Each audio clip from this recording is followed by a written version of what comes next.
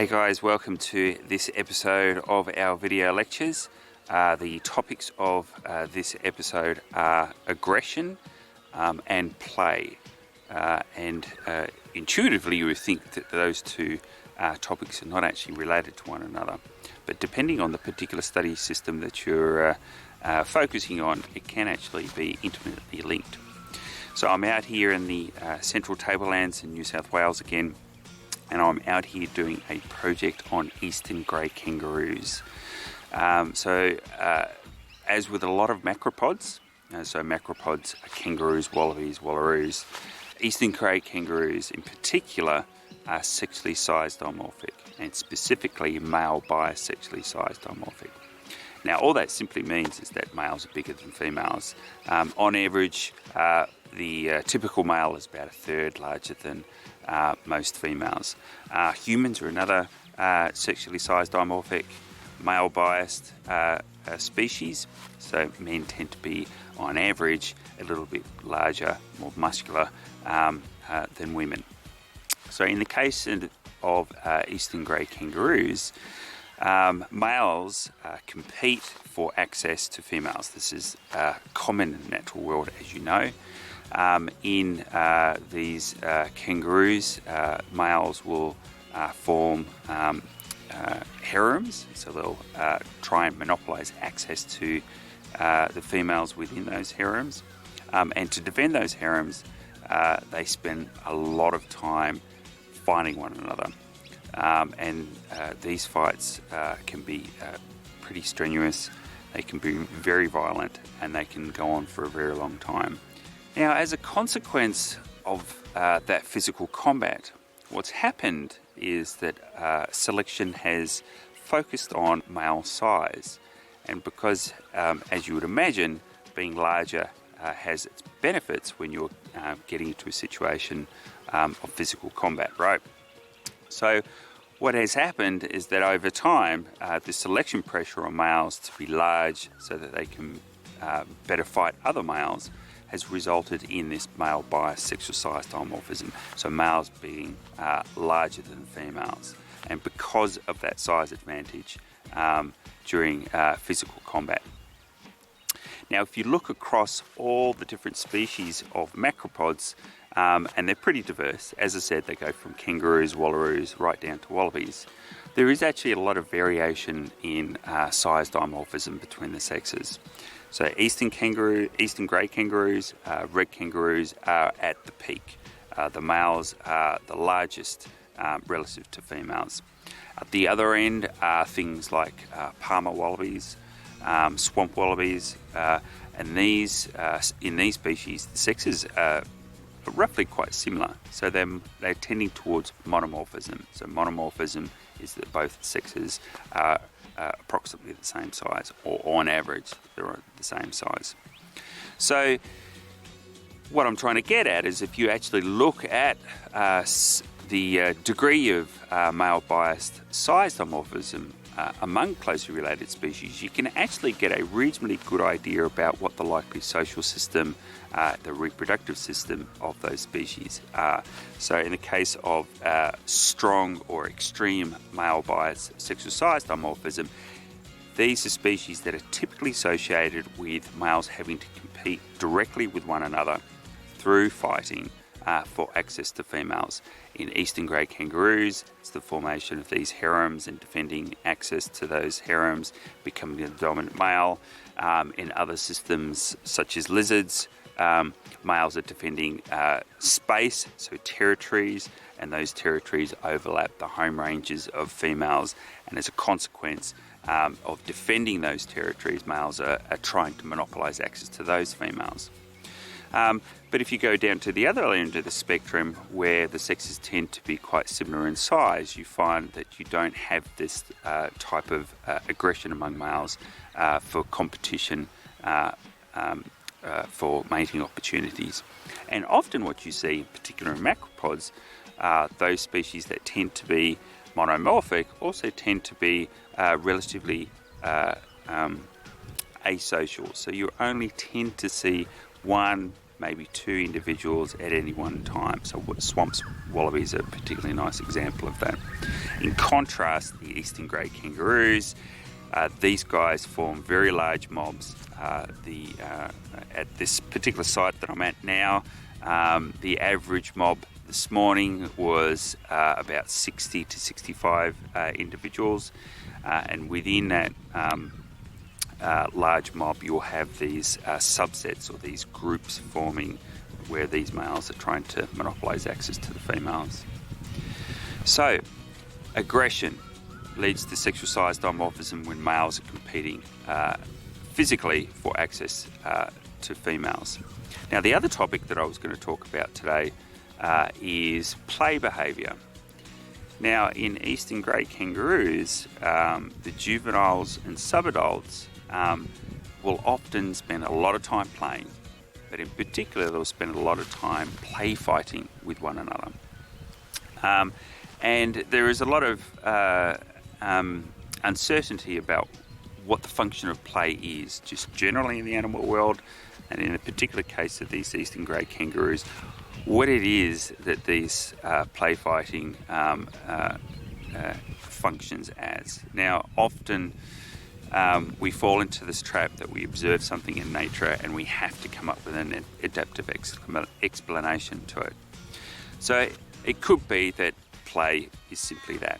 So animals are playing because they enjoy playing, so on and so forth. There is no particular adaptive reason for it. The flip side is that perhaps there is an adaptive function to play behaviour, in particular play fighting.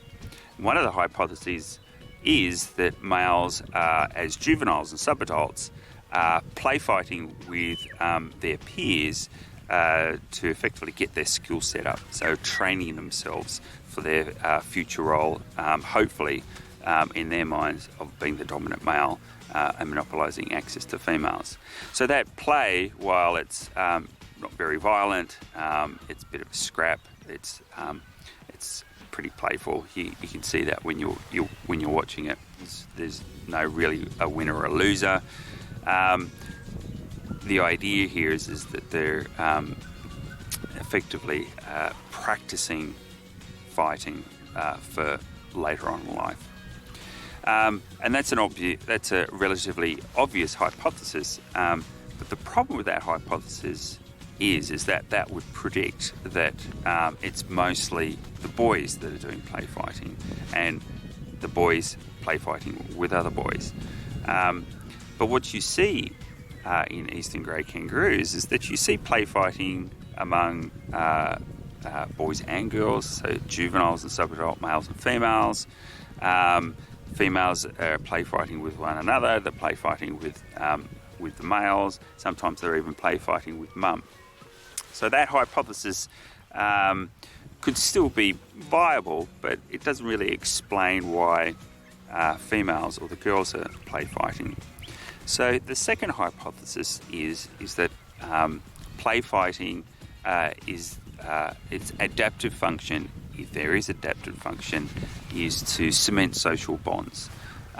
In particular, social bonds among members of the same family, for example, social bonds among members of a particular group. So these are large mobs of kangaroos, but there will often be smaller groups within that larger mob. So this play fighting, this interaction is just general social behaviour, and again it's there to cement social bonds between members. And the idea would be is that those social bonds may actually retain through development, through into adulthood as well. So you'll tend to see males and females tending to associate based on whether they are associating perhaps play fighting as juveniles. So play in the animal world, as I said, is a bit of a puzzle to researchers. You'll see a lot of animals play, in juveniles in particular, but you'll see adults playing as well. You just need to go out to Botany Bay, La Perouse, for example, and see the dolphins playing in the surf at the bows of these cargo ships as they come into Port Botany. There doesn't appear to be any function to that behaviour. They're just jumping out of the water and they appear to be just enjoying themselves. So perhaps, again, this play behaviour has no adaptive significance, but of course it could also be, again, some type of affiliation behaviour, cementing those social bonds between particular groups of individuals. So in terms of the study that I'm doing out here, I've been coming out here for a number of years, and I spent a lot of time in that thing over there. So that's a hide, if you haven't realised that already. It's just a glorified tent, to be honest with you. Eastern grey kangaroos are crepuscular, so a lot of their activity is concentrated around dawn and also dusk. So if you want to study their social behaviour, their aggression, their play behaviour, the time to do that is first thing in the morning or late in the afternoon. So I've been in that hide since 4 o'clock this morning, and I have a video recorder and also I have a digital camera. So all the work that I'm doing to a large extent is purely observational. It's recording behaviour, it's taking photos of individuals. We can actually identify individuals based on the morphology of their ears.